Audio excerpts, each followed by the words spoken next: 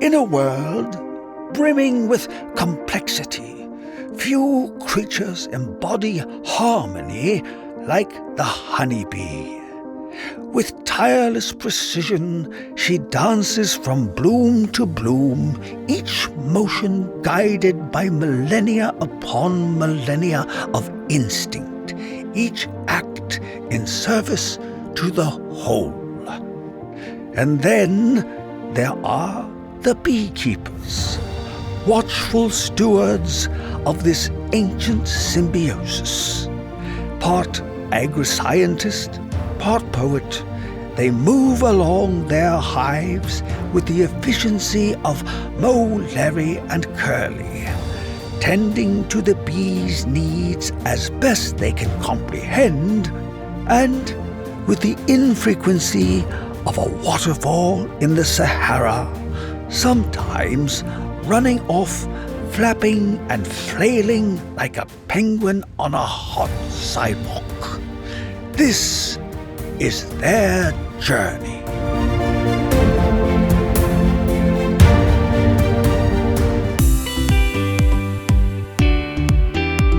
Welcome to Bee Love Beekeeping, presented by our great friends and partners in beekeeping, Man Lake. Today we're traveling to Gloucestershire, England to have a conversation with a beekeeper/inventor who's created a chemical-free way to help bees get rid of Varroa mites. This is pretty cool. But first, it's time for our Inside the Hive feature presented by Primal Bee. We talk a lot about how bees stay warm in winter, but what about when it's 100 degrees outside and there are babies in there that can die if they're overheated? Turns out bees basically invented air conditioning. Here's how they do it. First, water foragers fly out and collect water from wherever they can find it. You know where they go, puddles, creeks, bird baths, your swimming pool. They bring it back and spread thin films of it across the comb. Then hundreds of bees line up, fan their wings in a coordinated pattern, creating airflow that evaporates the water and pulls heat out of the hive. Same principle as sweating. It's evaporative cooling invented by insects millions of years before we even figured it out. On really hot days, you'll see bees hanging on the outside of the hive in what beekeepers call bearding. It looks kind of alarming, but they're actually helping. You see, fewer bodies inside means less heat for the cooling crew to deal with. All of this takes energy and worker hours that could be going towards foraging and making honey. Temperature management isn't just a winter problem. It's an all-year-round situation. Next time on Inside the Hive, we'll get into why bees build comb in the weirdest places and what they're actually trying to tell you. Now let's go across the pond and have a great discussion with our inventor friend, Stuart.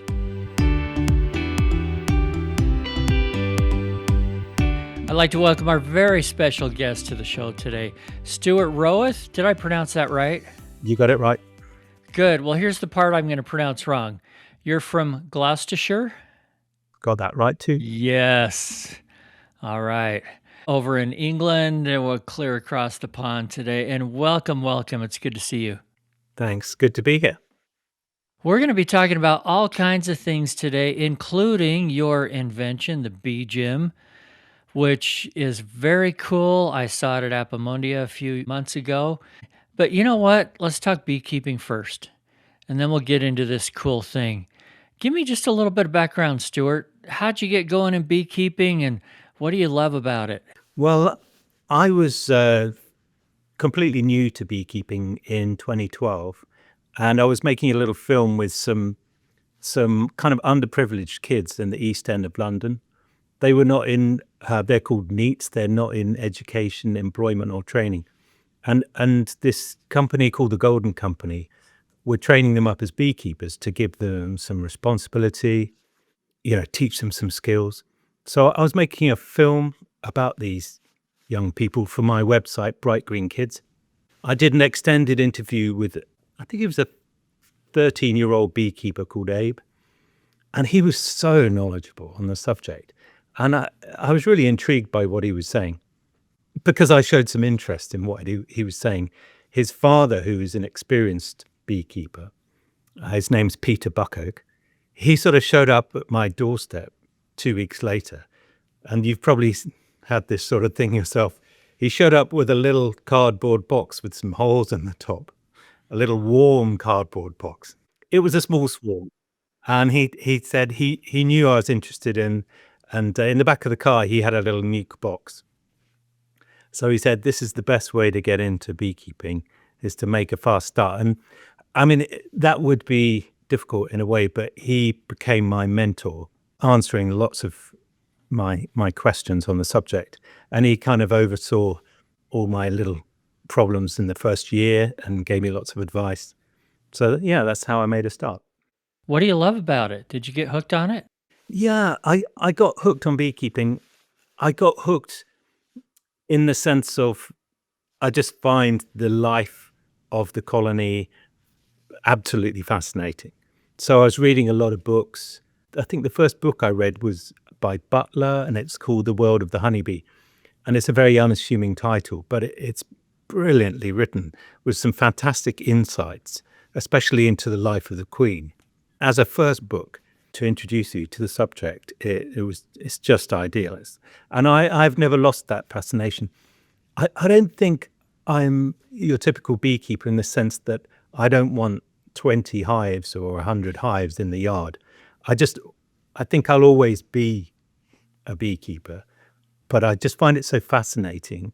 2 or 3 hives is plenty for me, because as we know, it's really time consuming. But I just love to watch them. We actually had a sunny day, believe it or not. 2 days ago in Gloucestershire, we had 16 degrees Celsius, which I'm not very good at converting into Fahrenheit. A nice sunny day, so t-shirt weather. I opened up a hive in the garden for the first time, and it's just so joyful seeing them at this time of year. They're looking really good. They built up much more than I thought they would, because we've had quite a long, damp, cold winter, and it's a joyful experience. I love the smells. I love getting the smoker going. I love, the smells of like harvesting wax and honey is just fantastic. But yeah, I don't think I'll ever be a commercial beekeeper in any sense at all. That's okay. A lot of us love to stay a hobbyist where we can just enjoy it and not have it be a business and really spend time with the bees. And when you're a commercial beekeeper, yeah, it becomes a business. And they're great people, and a lot of them love their bees too, but it's wham bam, we've got to keep moving here quickly Yep. and not so Yeah. much time to enjoy it. So, by the way, 16C is about 60 degrees Fahrenheit. That was either done in my brain or Google, one or the other. I'll let you decide. So, along your journey, at some point, you run into this horrible thing called Varroa mites, and your thought is, I know, instead of bombing them with chemicals, I'm going to figure out how to get those darn mites off the bees.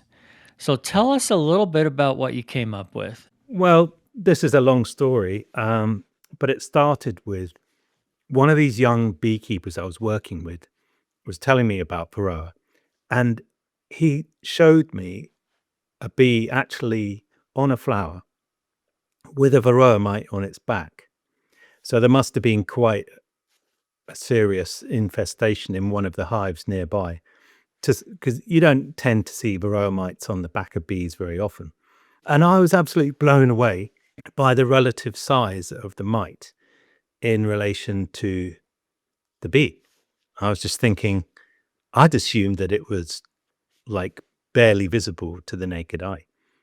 And I just thought, nobody's going to enjoy putting basically a sort of insecticide into a box full of insects. And even these young beekeepers were saying that, it's really problematic. It's the side of beekeeping that they don't really want to have to deal with, becoming an expert in miticides. I was just thinking, like immediately, I did have a gut feeling that there must be some mechanical way of separating the mite from the bee. My first approach was to put an entrance over the hive, so a sort of restriction over the entrance, which meant that any bees coming and going from the hive just had a very, very fine thread, which was actually made of cotton, which was suspended. There was a bunch of them, like a kind of violin bow, suspended in the entrance of the hive, allowing a small gap. So every time a bee came and went, one of these threads would be pulled along its back. And that meant if there was a mite on the bee's back, it could be pulled off. It was incredibly successful in a way, because the day after we trialed it, there was 119 mites in the little collection tray underneath. I didn't know enough about the subject to realize that that was a big, strong hive in September with a big mite population inside. So the results are not remarkable, but it was really interesting, like a really good start. And it certainly gave me a lot of enthusiasm to carry on. And various bee inspectors, their interest was piqued as well.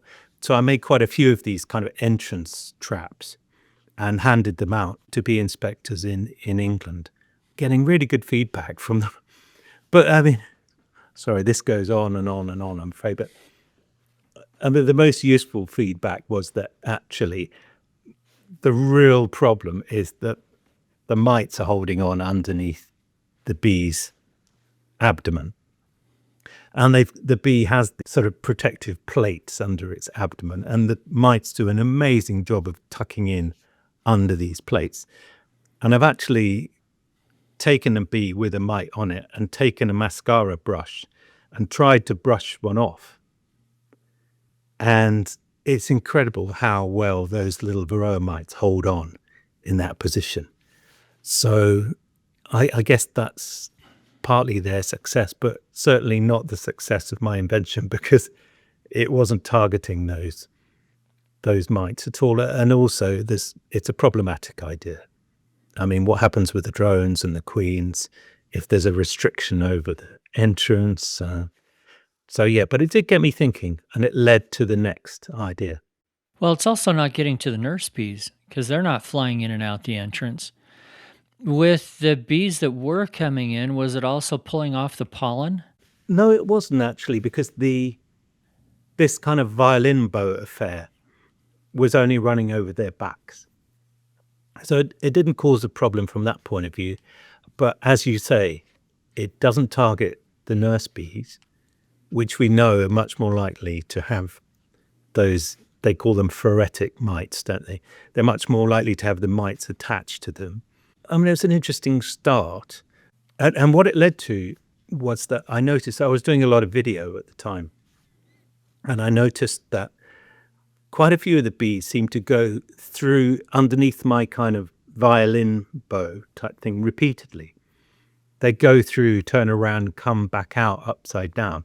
And I was thinking, oh, they seem to be quite enjoying this. So I made a version that was completely voluntary. So they could come and go as they want, or they could go and use the kind of restricted entrance. And loads of the bees were using the restricted entrance. So I was thinking, this is really interesting. They seem to be grooming or attempting to groom off these Varroa mites. And that was the kind of a start that led me into the various versions. And that's a super interesting behavioral thing that I had not really heard of before. And that is that they get some kind of enjoyment out of a tool that helps them groom. Yeah. I mean, cows do the same thing. You often see, and it's becoming more popular, you see in a milking parlour, when the cows come in, I've noticed that the dairy hands attach brushes and these kind of rubbery spikes and things to the wall of the milking parlour, and the cows just go and have a really good scratch on them. Yeah, we just don't think about that with little bugs though. So that's really interesting. Okay, so that led to the next step. Yeah, I mean, one thing about honeybees is that everyone is always telling me how intelligent they are, and they can do all these tricks. Scientists do all these studies and get them to, tell the difference between this button and that button, and they get a sugary treat or whatever. So it's not a quantum leap to imagine that they might want to go and scratch up a parasite. Okay. Well, what came next? What came next was a much smaller version of the idea that was inside the hive. Because I was thinking, if there's a voluntary aspect to this, if the bees want to go and have a scratch and hopefully rid themselves of some Varroa, then it doesn't have to be compulsory. It doesn't have to be a sort of entrance restriction. Are you planning on expanding your apiary this year? Or are you a beginner thinking about jumping into beekeeping for the very first time? Take it from someone who's purchased beekeeping equipment from many different suppliers.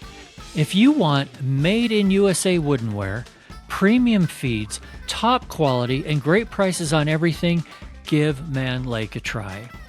And whether or not you're a beekeeper, you can help honeybees and other pollinators by planting bee-friendly forage. Man Lake has that too. In fact, download the free Man Lake app and learn about some of the best plants for your area. Go to manlakeltd.com and be sure to use discount code GetStartedInBees. It's all down in the show notes for savings on live bees, beginner kits, and even seeds. When your colony has to dedicate a bunch of bees to temperature control, that's fewer bees in the field collecting nectar. Primal beehives are insulated, so your colony can put more bees on flowers and more honey in the supers. If you want to give Primal Beehives a try, I've arranged a 10% discount just for Bee Love listeners. Click on over to primalbee.com/beelove and use discount code BEELOVE at checkout. Once again, that's primalbee.com/beelove and use discount code BEELOVE at checkout.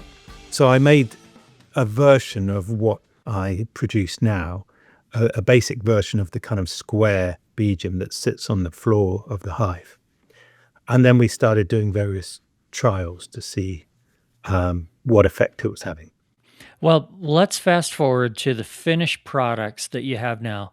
Tell us what they are and how they work and what they look like. So there's two versions of the bee gym at the moment. The first one is a square frame, and it has various little plastic flippers, a little bit like fingernails, that stick up from the surface of this square frame. It also has some little spikes on it, and it also has some little wires. And what I've observed and filmed, which I can show you the film of them using it, we've observed them going and having a scratch. Unfortunately, I don't have the kind of $1 million shot of a bee kind of on one of these flippers, flipping off a Varroa mite that then sort of flies out of frame, screaming. I don't have that shot. That's what AI is for. Yeah, that is tempting, but you've got to be completely honest in these things, in my opinion. Yes. What I do have is a really interesting study from 2016, which actually Vita did in Argentina. And what it shows is that square version of the bee gym, when it was put into a controlled trial, it created a huge amount of Varroa mite drop, much more than the control hives. Statistically, it's really impressive. But the one thing that didn't go particularly well is that after the controlled trial, all of the hives were given a chemical shock. I'm not sure exactly with what miticide, but basically they were given a controlled chemical shock. All of the Varroa mites were counted from the bee gym hives and the control hives. And the bee gym hives had produced a vast amount of mite drop that was all counted. But what they hadn't really done was solve the whole problem. It's almost as if the mites had started multiplying faster. So this was 2016, trialing the square version of the bee gym. Really quite impressive results, except for the fact that it hadn't emptied the hive of Varroa mites. Yeah, so that was 2016. That's the square version of the bee gym. After a lot of kind of experimentation and trials, we came up with a much thinner, smaller version of the Beekeeping, which is basically a sort of a plate with various of these devices, especially these little flippers, which are like kind of flexible kind of fingernails in a long row. This plate is attached, it's suspended from the brood frames down in amongst the combs in the brood box, partly for that reason you were talking about earlier of really targeting the nurse bees, which we know have a greater incidence of Varroa on them. So a few of these kind of flat Beekeeping plates, we call them the Beekeeping Slim, are suspended amongst your brood combs. What we have now, from 2023, we have a really good controlled trial from a group here in the west of England called the Devon Apicultural Research Group.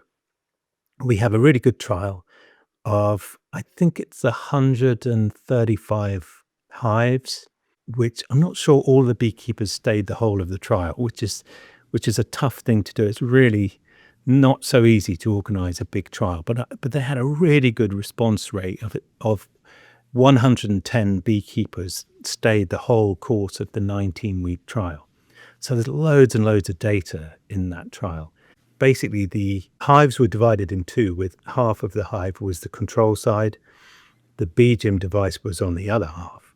So it was a comparison of mite drop from one half of the hive compared to the other. These slim Beekeeping Slims that are suspended amongst the brood frames had a much, much higher incidence of mite drop on their side. For me, it's become a really useful trial, because instead of just imagining what to do next, imagining how to make these things better, there's a real kind of benchmark with this trial to say that the bees are definitely using it. It's resulting in a higher mite drop. So this isn't brand new. This thing's been around a few years. It's been trialed. Is it distributed through Vita Bee Health? That's right. It's distributed through Vita Europe Limited. In the UK and the US, I think Dadon are the supplier in the US. So I just want to make sure I'm clear, and I'm looking at your website right now. So I still see the square Beekeeping, and I see the Beekeeping Slim. I like that. Do we need both? Do we need one or the other if somebody wants to give it a try? It's interesting. I've put so much effort into producing the Beekeeping Slim, and it's got this really good trial behind it. But most of my sales are actually of the old square version of the Beekeeping. And I think it appeals to people because it sits on the floor of the hive. It sits on the open mesh floor. Any mites that the bees might scrape off fall through the mesh floor immediately. So it's got there's a nice idea of the benefits of dislodging some of these mites result in the mite just disappearing out their hive. Some beekeepers have said that. It sells really well, and beekeepers come back for more time and time again. But we have this new version which targets the nurse bees. It's right in amongst the combs, and it has this really good trial. Has this really good kind of results attached to it. So I'm just hoping that people will read the study. I mean, the study's available from my website, and Vita do have a link to this study. But yeah, that's where we're at the moment. Well, I appreciate your very soft sell approach. Some people would be pushing this down our throats, and I always tell guests, this is not an infomercial, so don't go there. But I appreciate it. And just to give a little background on, I have a fairly good pulse of a lot of beekeepers out there. And there's a couple of bottom lines going on here. One is Varroa is a thing. If you're new to beekeeping and you think you can ignore it, you can't, okay? But you have to do what you're comfortable with. And a lot of people are comfortable with some of the, I'll just call them chemical miticides that are out there. Some of them work very well. Some people are not comfortable with that. And so they're looking for alternative methods of getting rid of those mites this would be one of those alternative methods. And like everything else that you use, the key is test before and then test after. And if it worked for you, great. If it worked, but maybe you need something else, then do something else too. And your situation may be a little different than the guys down the street. So experiment, try different things, be open-minded to sometimes I might need a miticide, sometimes something like this, or like a more organic type of miticide might be the answer, or it may be a combination. So be open-minded, test, see what works for you. And if you want another tool in your box, here's another tool. Give it a shot. I think that's a really good approach to see what works for you. Some beekeepers are going to be more comfortable working with non-chemical approaches. I would say personally, be open-minded, because if you suddenly have a really big infestation of Varroa, then you might have to do all it takes to get rid of them. But at the same time, like you said, so many beekeepers are at their heart experimentational. They're people who can fix things and love to make things and come up with new ideas. So I would suggest, if they want to try the bee gym approach, maybe try it in conjunction with other approaches as well. There's other sort of non-chemical approaches to do with bee husbandry. Those work well together. Yeah, it's a tool that you can use in your arsenal of other tools. That's where I'm coming from. Well, I appreciate that. Hey, Stuart, there's something that I ask all of our guests, and I should have warned you up front, but I didn't. So I'm going to let you take a minute to think about this next one if you want to. Every beekeeper has had some kind of wild and crazy beekeeping experience, maybe 100 of them. I want you to think of something that you've had that you can share. This is something that could be funny or painful or just ridiculous in some way. Do you have a story you can share with us? I've got a few stories I'm just thinking through. It can be more than one. That's okay. Last year, I had a novel beekeeping experience for me. And that is, you can probably tell from my approach that I'm really into experimentation, and I find honeybees really fascinating. So in a way, I don't need loads of hives. I just observe honeybees. I do a lot of filming. I do a lot of thinking about how I might improve my invention, for instance. But this guy was calling me from Bristol, which is a city not so far away from here. It's like 30 miles away from here. And he really wanted me to come and remove some bees from his roof. And so I think it's what you call a cutout. And the bees have been there some time. And this is quite unusual for a kind of wild hive in the UK. It had really prospered. I didn't want to do it because it's not really my thing. And I suggested quite a few other beekeepers, really experienced beekeepers. And somebody quoted him like £8,000 to take the bees out. And he wasn't going to do it at that price. And what I was really impressed with is that he needed to remove the bees, but he wasn't going to kill them. He was going to do anything he could to get them out alive. So eventually I agreed to go and do it. And he built a little scaffold. He had a little tower there. He had a roofer who'd peeled away all the roof tiles. And then it was my job to remove the colony. But it's not really my thing. I love working with swarms and collecting swarms and stuff, but this was something else. It was just rafter after rafter after rafter in the roof was full of comb, and the comb just went on and on. I had a bee vac with me, but it was full, and I was trying to empty it into other boxes, and it was just buckets of honey, buckets of comb, not really something from my beekeeping experience. I mean, in the end, I did manage it, and I got the bees into a whopping great big hive back where I am in Gloucestershire. But at the end of the day, I was exhausted, and I just could never do that again. Hats off to people who do that for a living. I didn't get a single sting. The bees were just so well mannered and really, really passive. I hardly used any smoke. It was a great experience from that point of view, but the sheer effort was something I never want to do again. And I can add another hats off to people that do that in places like Texas, where it's 100 degrees Fahrenheit and nearly 100% humidity. Imagine if it was that hot. I'll bet it wasn't that hot where you are.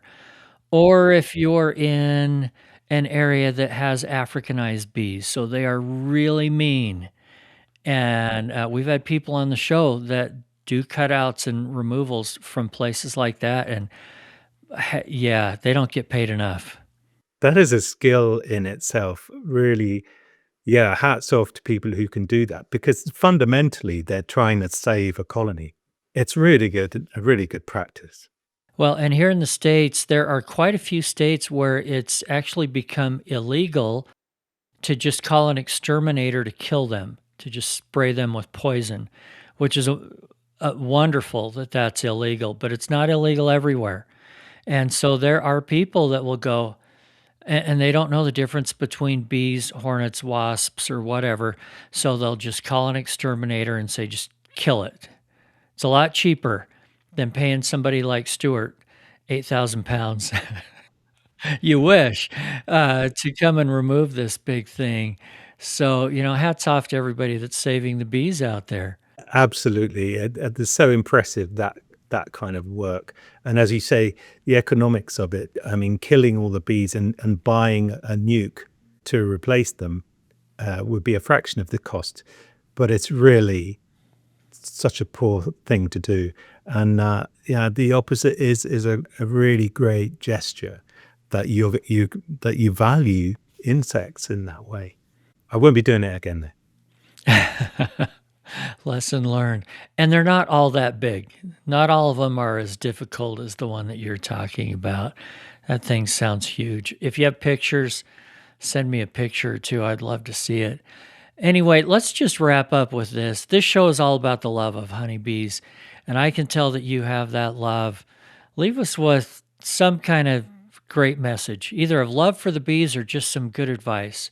Yeah, I mean, I've never seen myself to be a sort of professional beekeeper. I'm really interested in honeybees and I'm really interested in just having them and working with them and what I can learn from them.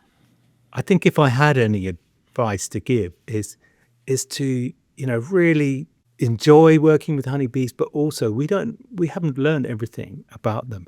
I would experiment and think about what they're doing and yeah, trying to improve your beekeeping experience by really getting to know them and maybe not necessarily worry too much about the quantity of honey you're going to get from the hives. I'd say even with one hive, you can sit by the hive entrance and watch them, and you can just learn so much stuff. I mean, sometimes to the extent that you might not need to open up the hive, you can just see so much from their behavior. And I think for me that's apart from swarming, which is just amazing, the watching what they're doing as they're coming and going. What are they bringing back with them? Their behavior is what I really love. And I lied, I have one more question. We'll call it a bonus question. You mentioned that you like filming the bees. Give us an idea of how you do it. Like what kind of equipment? How hard is it to do? I think some of us that have tried have not done a very good job. So give us some advice on that. Yeah, I started filming my honeybee colonies right from the start. My first approach was to build a brood box with some cutout panels and perspex sort of inserted so that you could look into the combs. That kind of worked. I was using a conventional camera, video camera that had quite a good macro lens. So I could actually zero in on a fairly small area of a comb and record that. I think I had more success with one of these plug-in microscopes. So you can get these kind of low power video microscopes that plug into a USB port in your computer. And what I have done in the past is kind of cover them in sort of cling film or plastic or something and embed them within the hive. If you're thinking about a particular spot you might want to film, in my case, I removed one of the brood combs and had the camera built into a brood frame. Some of these cameras have little LED lighting rings around the lens. So it's actually, you've got everything you need there. You've got the camera, you've got your little lighting set up. You can vary the power of the LED lights.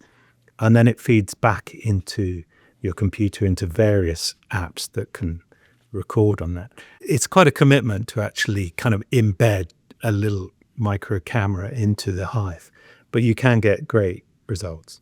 You're going to get a really sticky camera when you pull it out of there. But I'd say that's one way to go. I mean, some people use observation hives. For me, that's interesting, but I don't have an observation hive, and I don't really have anywhere to put it. But yeah, I had really good results from this way of embedding. I think the brand is Celestron or something. They make these low-powered microscopes. And the little cameras, there's all kinds of, we used to call them lipstick cameras because they were about that size. They make them now that are on little, you've probably seen them in some kind of spy movie or something, but I think plumbers and other people use them. They're a little teeny camera on the end of a bendable deal, and so you can stick them up and in and around. But remember, you need light. It's pretty dark in there. But another fun experimental thing to do with your bees. Yeah, absolutely. And again, you might observe things that nobody else has observed. It could happen. We know their behavior is really quite extraordinary. You might get some really good original video. I like the sound of these little cameras you're talking about. They're probably more practical than kind of embedding a video microscope. But, the times have changed, and by the sound of it, you can get a more appropriate camera. One thing that you mentioned that is so important is to get some light in there. But you can use an external light. Again, if you had a cutout panel in your brood box with a perspex side on it, you could bring a light in from the side feasibly, and that would make it a huge difference. I guess if you've got an open mesh floor, you could put a light in from below, but I never tried that. I'm not sure exactly how that would work, but yeah. They make little lights. In fact, I have one when I do this podcast remotely sometimes. Instead of these little studio lights that I have that plug in, they make little LEDs that are about this big that are rechargeable, just through a USB port. And I would think you could take off either the inner cover, or if you had like a feeder box on top, you could just stick it in there, aim it down, put the cover back on. Beekeepers are smart and they're inventive. Share with us, everybody, some of the things that you're using out there. And anyway, Stuart, I will let you go. It's been fun to see you again after seeing you in Copenhagen last fall, and let's do it again sometime. Absolutely. Thank you so much, Eric. And yeah, good luck to everybody out there watching the podcast. Thanks again for joining us on Bee Love Beekeeping, presented by our great friends over at Man Lake. Hey, and don't forget to order your bees. And a shout out to Vita Bee Health for their support. Vita's Varroa control range of products includes Apistan, Apigard, and now Viroxan, extended release oxalic acid strips. Thank you so much, guys. If you haven't yet, please subscribe and follow the show. Tell your friends about it, and click on over to belovebeekeeping.com to sign up for our free newsletter. If you have a guest suggestion or topic that you'd like discussed on the show, shoot me an email, eric@belovebeekeeping.com. And remember, if you're not just in it for the honey or the money, you're in it for the love. See you next week.